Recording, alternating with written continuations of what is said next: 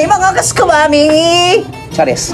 Nagka-shot nga si Badeng kasi nanalo ko kagabi sa scatter. Charot!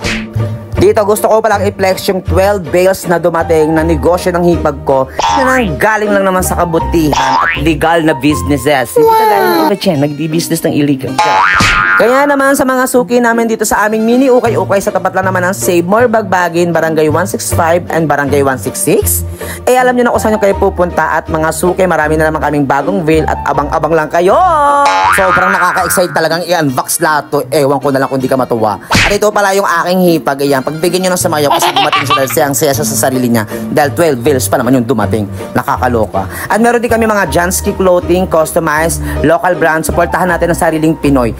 Ang daming sinasabi. At hapon na nga dyan, pero marami pa ding nabili sa labas, mga lola, Diyos ko. At hindi lang mga damit ang binibenta namin, na pati mga beauty products, mga pabango, lahat. Kung gusto mo gumanda, syempre kailangan kung maganda yung outfit, maganda rin dapat yung fresh. Yan, meron kapleto kami dyan. Ayun yung ginagawa ng kapatid ko, yung parang customized ng mga ID lace, ganon. At shoutout kay ate, yan, binigyan ng kahipag ko ng konting pang negosyo. Ayan, ang bait talaga ng hipag ko. Dahil nga magsasara na sila dyan, nag-decide na akong lumabas ng shop. Kasi bibili talaga ako ng ulam, mamamalengke ako. Ako nakatok ang bumili ng ulam today. So ang ulam natin today is all about the baboy again. Huy, walang kasawa sa baboy, hindi healthy. Order na nga rin pala ako ng baboy dyan kay Suki. So babayaran ko na lang, kaya babalikan ko siya. Galing! Kasama ka tuloy sa vlog.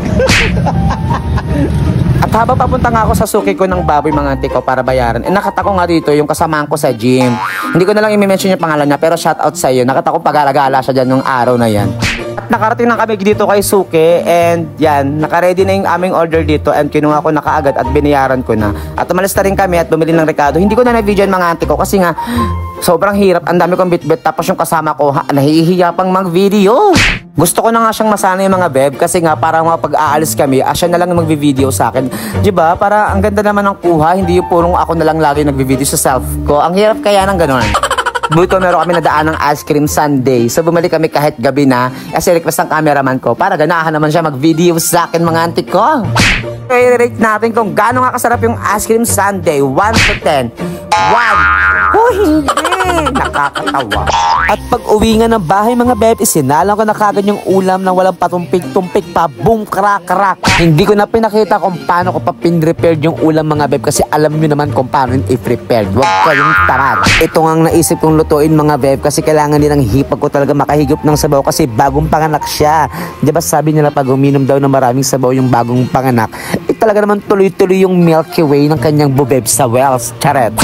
Wala na rin kasi ako maisip na lutuin, beb. Yun na lang talaga kasi kung mga gulay-gulay naman mga beb, medyo mahal kasi yung gulay ngayon kaya wala akong choice. Alam nyo naman yan. Kaya medyo mura ang ano ngayon, baboy at manok. So dun muna tayo mga beb. Napakasarap po pala magluto mga beb. Siguradong marami na naman makakain yung mga pamangkin ko nito at mga kapatid ko. Siguradong taob yung kaldero. Kaya ikaw na nanonood ng video nito, kung umabot ka sa video na to, siguradong matatakam ka talaga kahit hating gabi mo to mapanood. Ay, sorry, hindi ko kasalanan. Anyway, natatawa nga ako sa eksena ko dito. Punong-puno kasi yung kaldero mga bev. Kasi gusto ko talaga maraming sabaw. Pero problema ko, bakit ang dami kong biniling gulay? Problema, paano ko nga pagkakasyahin?